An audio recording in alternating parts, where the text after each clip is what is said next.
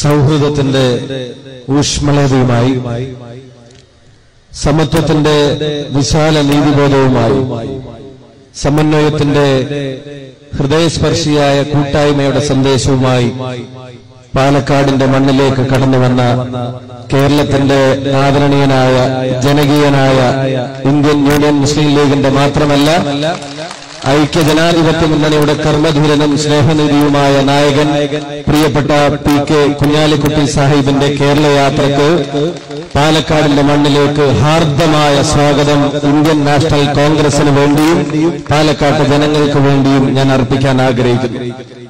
ഈ ജാഥ പാലക്കാടിന്റെ മണ്ണിലേക്ക് കടന്നു വന്നിട്ടുള്ളത് ഇന്ത്യൻ യൂണിയൻ മുസ്ലിം ലീഗിന്റെ ഒരു നേതാവ് നയിക്കുന്ന ഒരു ജാഥ എന്നുള്ള നിലക്ക് മാത്രമല്ല.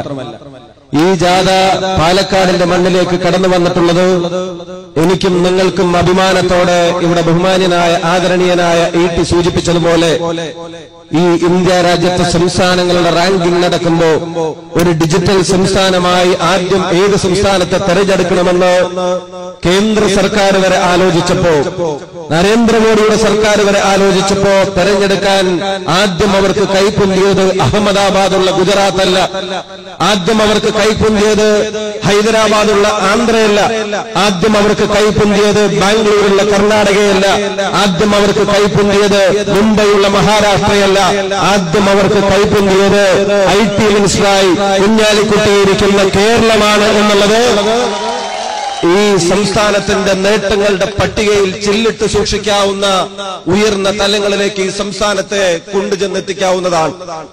ഒരു രാഷ്ട്രീയ പ്രസ്ഥാനത്തിന്റെ നേതാവ് നയിക്കുന്ന ജാഥ എന്നുള്ള നിലക്ക് മാത്രമല്ല, ഇന്ത്യ രാജ്യത്തെ സംസ്ഥാനങ്ങളിൽ ആദ്യത്തെ ഡിജിറ്റൽ സംസ്ഥാനമായി മാറുന്ന കേരളം എന്ന ദൈവത്തിന്റെ സ്വന്തം നാടിന്റെ ആ വകുപ്പിന് നേതൃത്വം നൽകുന്ന മന്ത്രി നയിക്കുന്ന ജാഥ കൂടിയാണ്. ഈ ജാഥക്കാണ് നമ്മൾ ഇവിടെ സ്വീകരണം കൊടുക്കുന്നത്. ഈ ജാഥ പാലക്കാടിന്റെ മണ്ണിലേക്ക് കടന്നു വരുന്നത് ഇവിടുത്തെ യുവാവിന്റെ ശബ്ദം, ഇവിടുത്തെ വിദ്യാർത്ഥിയുടെ ശബ്ദം ഇന്ത്യ കേൾക്കുന്നു എന്ന് ഉറപ്പുവരുത്തിയിട്ടാണ്. കഴിഞ്ഞ ദിവസം പത്രമാധ്യമങ്ങളെല്ലാം വലിയ പ്രാധാന്യത്തോടെ കൊടുത്തു. കേന്ദ്ര സർക്കാരിന്റെ സ്റ്റാർട്ടപ്പ് പോളിസിയെ സംബന്ധിച്ച് അവർ വലിയ തലക്കെട്ടുകളും വലിയ വാർത്തകളും കൊടുക്കുന്നത് കണ്ടു.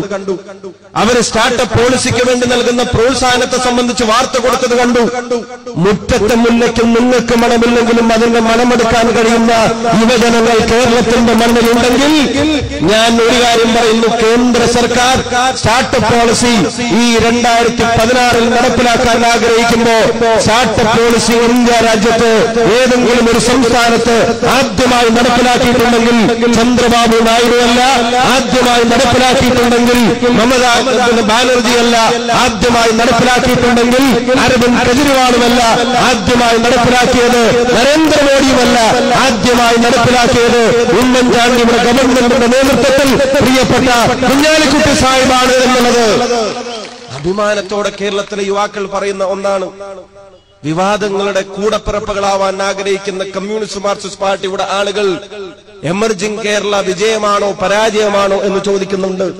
ഏറ്റവും വലിയ പരാജയത്തിന്റെയും വിജയത്തിന്റെയും കണക്കുകൾ അവർ കൂട്ടുമ്പോ ഞങ്ങൾ പറയുന്നു എമർജിംഗ് കേരള വിജയമാണ് എന്നുള്ളതിന് ഒരൊറ്റ ഉദാഹരണം ഞാൻ പറയാം. ഒരു സംരംഭകനാവാൻ ആഗ്രഹിക്കുന്ന ഒരു വിദ്യാർത്ഥിക്ക് 25% അറ്റൻഡൻസും 4% ഗ്രേസ് മാർക്കും കൊടുക്കാൻ ലോകത്തിലൊരു സർക്കാർ ആദ്യം തീരുമാനിച്ചിട്ടുണ്ടെങ്കിൽ അത് കേരളം ഭരിക്കുന്ന UDFന്റെ സർക്കാരായിരുന്നു. ആ പ്രഖ്യാപനം നടന്നത് എമർജിംഗ് കേരളയിലായിരുന്നു. സുതാര്യതയെ സംബന്ധിച്ചും അഴിമതിയെ സംബന്ധിച്ചും വാതോരാതെ പ്രസംഗം നടത്തുന്നുണ്ട് കമ്മ്യൂണിസ്റ്റ് മാർക്സിസ്റ്റ് പാർട്ടിയുടെ നേതാക്കന്മാർ. ഇപ്പൊ അഴിമതിക്കെതിരായ ജാഥ നയിക്കുന്നത്, ഞാൻ പറയുമ്പോൾ നിങ്ങൾ ചിരിക്കരുത്, അഴിമതിക്കെതിരായ ജാഥ നയിക്കുന്നത് പിണറായി വിജയനാണ് എന്നുള്ളത് നിങ്ങൾക്ക് എല്ലാവർക്കും അറിയാം.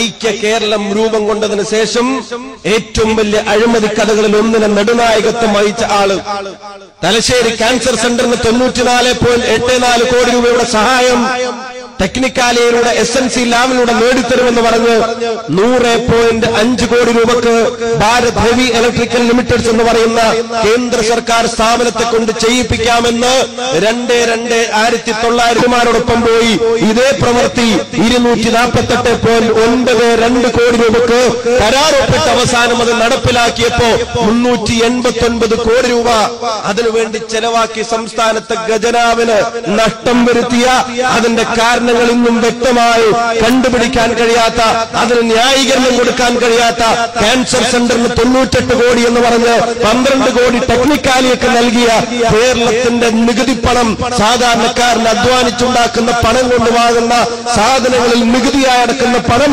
സർക്കാരിലേക്ക് എത്തുമ്പോ ആ പാവപ്പെട്ടവന്റെ പണത്തിൽ നിന്ന് 100 കണക്കിന് കോടി രൂപ നഷ്ടപ്പെടുന്നുവെന്ന് ആരോപണം ഉന്നയിക്കപ്പെട്ട ഒരു കേസിലെ പ്രതി, ആ പ്രതിയാണ് അഴിമതിക്കെതിരെ സോളാർ കേസിനെതിരെ ഈ ജാഥ നയിക്കുന്നത്. ഈ ജാഥയുടെ മുദ്രാവാക്യത്തെ സംബന്ധിച്ച് ഇവിടെ സൂചിപ്പിച്ചു. ഇത്ര മനോഹരമായി കേരളത്തിലെ ജനങ്ങൾ ഹിന്ദുവെന്നോ മുസ്ലിമെന്നോ ക്രിസ്ത്യാനിയെന്നോ വ്യത്യാസമില്ലാതെ സൗഹൃദം എന്ന് പറയുന്നത് ജാതിയുടെയും മതത്തിന്റെയും അതിർവരമ്പുകളില്ലാത്ത ഒരു ബന്ധമാണ്. സമത്വം എന്ന് പറയുന്നത് ജാതി മത ചിന്തകൾക്ക് അതീതമായി നീതിബോധത്തിൽ അധിഷ്ഠിതമായ ഒരു മുദ്രാവാക്യമാണ്. സമന്വയം എന്ന് പറയുന്നത് ഹിന്ദുവും മുസൽമാനും ക്രിസ്ത്യാനിയും ഒരു മാലയിൽ കോർത്ത മുത്തുകളെ പോലെ തോളോട് തോളിൽ നിൽക്കേണ്ടതാണ് എന്ന മഹത്തായ മതേതരത്വത്തിന്റെ സന്ദേശമാണെങ്കിൽ ഈ മുദ്രാവാക്യത്തിന്റെ ജാഥയുമായി കടന്നുപോകുന്ന ഈ കേരള യാത്ര പാലക്കാട് എത്തുമ്പോ പാലക്കാട് രാഷ്ട്രീയത്തിന് അതീതമായി, ജാതിക്ക് അതീതമായി, മതത്തിന് അതീതമായി 2 കൈയും നീട്ടി അങ്ങയുടെ ജാഥയെ പാലക്കാട് സ്വീകരിക്കുകയാണ് എന്ന് പറയാൻ അതിയായ അഭിമാനമുണ്ട്, സന്തോഷമുണ്ട്. പ്രിയപ്പെട്ടവരെ, ഞാൻ ദീർഘമായി പ്രസംഗിക്കുന്നില്ല. നമ്മൾ പരാജയപ്പെടണമെന്ന് ആഗ്രഹിക്കുന്ന ആളുകളുടെ സൃഷ്ടികൾ, ആ സൃഷ്ടി കേരളത്തിന്റെ വികസനത്തിന് തടസ്സമായി മാറാൻ പോകുന്ന ഒരു കാലാവസ്ഥയിൽ അതിനെ ചെറുക്കാനുള്ള ബാധ്യത നമുക്കുണ്ട്. ഇവിടെ സൂചിപ്പിച്ചു, കഴിഞ്ഞ ഒരു ദിവസം ഇന്നലെ പല ചാനലുകാരുടെ മുഖത്തും അവരുടെ മുഖത്ത് പട്ടയിട്ടാൽ കത്തില്ല. കാരണം ഇന്നലെ വെളിപ്പെടുത്തൽ ഒന്നും ഉണ്ടായിട്ടില്ല. വൈകുന്നേരം എന്താണ് ചെയ്യേണ്ടതെന്നറിയാതെ മിനിഞ്ഞാന്നത്തെ വെളിപ്പെടുത്തൽ എന്തെങ്കിലും അഡീഷണൽ ആയിട്ട് ചെയ്യാൻ കഴിയുമോ എന്ന് പരിശോധിക്കുന്ന ആളുകളാ. ഞാൻ എല്ലാ ചാനലുകളെയും പറയുന്നില്ല, പക്ഷേ 1-2 ചാനലുകളെ ഞാൻ എടുത്തു പറയേണ്ടി വരും. ചിലരൊക്കെ മത്സരിക്കാൻ കുപ്പായമിട്ട് കാത്തിരിക്കുകയാണ് എന്നറിയാനും കഴിഞ്ഞു. അവരുടെയൊക്കെ മണ്ഡലങ്ങളും പറഞ്ഞു കേട്ടു. ഞങ്ങൾ സ്വാഗതം ചെയ്യുന്നു. അങ്ങനെ ആത്മധൈര്യമുണ്ടെങ്കിൽ ആ മണ്ഡലങ്ങളിൽ ഈ സ്റ്റേജിലൊക്കെ തന്നെയുള്ള ആളുകൾക്കെതിരെ മത്സരിക്കാൻ ഏതെങ്കിലും ഒരു ചാനൽ മേധാവിക്ക് ആഗ്രഹമുണ്ടെങ്കിൽ അത് UDF-ന് ഒറ്റുകൊടുത്തതിന്റെ പേരിലായിരിക്കണമെന്ന് നിങ്ങൾക്ക് ആഗ്രഹം.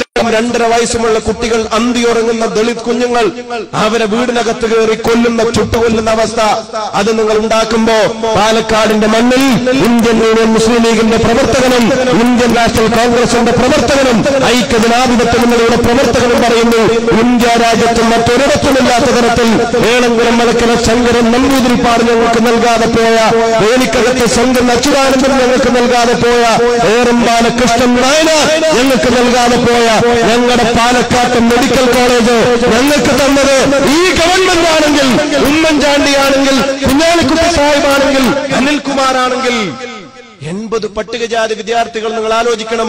സ്വസമുദായത്തിൽ നിന്ന് 10 BA-ക്കാരുണ്ടാവുന്നത് കണ്ട് മരിച്ചാൽ മതി എന്ന് പറയുന്ന മഹാത്മാ അയ്യങ്കാളിയുടെ സ്വപ്നം, അതിനും മതിരി കടന്ന് UDF-ന്റെ ഗവൺമെന്റ് പറയുന്നു ആ സമുദായത്തിൽ നിന്ന് ഒരു വർഷം 80 പട്ടികജാതിക്കാരായ ഡോക്ടർമാരെ സൃഷ്ടിക്കാൻ കഴിയാവുന്ന ഒരു പ്രസ്ഥാനം ഈ പാലക്കാടിന്റെ മണ്ണിൽ നമ്മുടെ ഗവൺമെന്റ് സാധ്യമാക്കിയിരിക്കുന്നു. നമ്മൾ മെഡിക്കൽ കോളേജുകൾ തുടങ്ങിയപ്പോ ഒരു മെഡിക്കൽ സ്റ്റോറെങ്കിലും തുടങ്ങിയതിന്റെ നേട്ടം അവർക്ക് പറയാൻ സാധിക്കുമോ? നമ്മൾ ഡിജിറ്റൽ സ്റ്റേറ്റ് ആക്കി മാറ്റിയപ്പോ ഈ സ്റ്റേറ്റിനെ വീണ്ടും കാളവണ്ടി യുഗത്തിലേക്ക് കൊണ്ടുപോയതിന്റെ ചരിത്രമല്ലാതെ മറ്റെന്തെങ്കിലും അവർക്ക് പറയാൻ സാധിക്കുമോ? ജോലി തരൂ കൈകൾക്ക് ആദ്യം, എന്നിട്ടാകാം കമ്പ്യൂട്ടർ എന്ന് പറഞ്ഞ് മുദ്രാവാക്യം വിളിച്ചിരുന്നവർ ലാപ്ടോപ്പ് ബാഗിൽ വെടിയുണ്ടകൾ കൊണ്ട് നടക്കുന്ന ആളുകളെ കേരളത്തിന്റെ മുഖ്യമന്ത്രിയാക്കി മാറ്റാമെന്ന് നിങ്ങൾ ധരിക്കുന്നുണ്ടെങ്കിൽ അതിനെ അങ്ങനെ കയ്യും കെട്ടി അനുവദിച്ചു നിൽക്കാൻ കേരളത്തിലെ വികസനം ആഗ്രഹിക്കുന്ന ജനങ്ങൾക്ക് സാധ്യമല്ല. ഒരു സംശയം നിങ്ങൾക്ക് വേണ്ട. ബഹുമാന്യനായ ആദരണീയനായ E.T. ഇവിടെ സൂചിപ്പിച്ചു, കേരളത്തിന്റെ ക്ഷേമ പ്രവർത്തനങ്ങൾ, ജനക്ഷേമ പ്രവർത്തനങ്ങളുടെ നീണ്ട പട്ടിക അതിന് നേതൃത്വം നൽകിയ കർമ്മധീരനായ മന്ത്രി മുനീർ സാഹിബും നമ്മളോടൊപ്പം ഈ വേദിയിലുണ്ട്. നമ്മൾ നൽകിയത്ര പെൻഷൻ, നമ്മൾ നൽകിയത്ര ക്ഷേമ പെൻഷൻ, നമ്മൾ നൽകിയതിനേക്കാൾ കൂടുതൽ 1 രൂപയുടെങ്കിലും ചികിത്സാ ധനസഹായം, നമ്മൾ നൽകിയതിനേക്കാളും ക്യാൻസർ പേഷ്യന്റിന് ഒരു ആനുകൂല്യം, ഇതൊന്നും നൽകിയതിന്റെ ചരിത്രമല്ല. നമ്മൾ നൽകിയതിനേക്കാളും അരി വില കുറഞ്ഞിട്ട് കൊടുത്തതിന്റെ ചരിത്രം, വ്യവസായം കൂടുതൽ നടത്തിയതിന്റെ ചരിത്രം, ഡിജിറ്റലൈസേഷൻ മുന്നോട്ട് കൊണ്ടുപോയതിന്റെ ചരിത്രം, വികസനം മുന്നോട്ട് കൊണ്ടുപോയതിന്റെ ചരിത്രം, താലൂക്ക് അനുവദിച്ചതിന്റെ ചരിത്രം, കോളേജ് അനുവദിച്ചതിന്റെ ചരിത്രം. എന്തിനു പറയുന്നു? കോടിയേരി ബാലകൃഷ്ണന്റെ സ്വന്തം മണ്ഡലമായ തലശ്ശേരിയുടെ മണ്ണിൽ ഒരു ഗവൺമെന്റ് കോളേജ് വന്നത് PK അബ്ദുറബ്ബ് കേരളത്തിന്റെ വിദ്യാഭ്യാസ മന്ത്രിയായിരിക്കുന്നതാണ് എന്നുള്ളത് നിങ്ങൾക്ക് നിഷേധിക്കാൻ കഴിയാത്ത വസ്തുതയാണ്. ഈ ഗവൺമെന്റ് ജാതിയുടെ പേരിൽ, മതത്തിന്റെ പേരിൽ ആളുകളെ വേർതിരിക്കാൻ ആഗ്രഹിക്കുന്നില്ല. അതുകൊണ്ട് പ്രിയമുള്ളവരെ, ഈ ഗവൺമെന്റിന്റെ നിലനിൽപ്പ്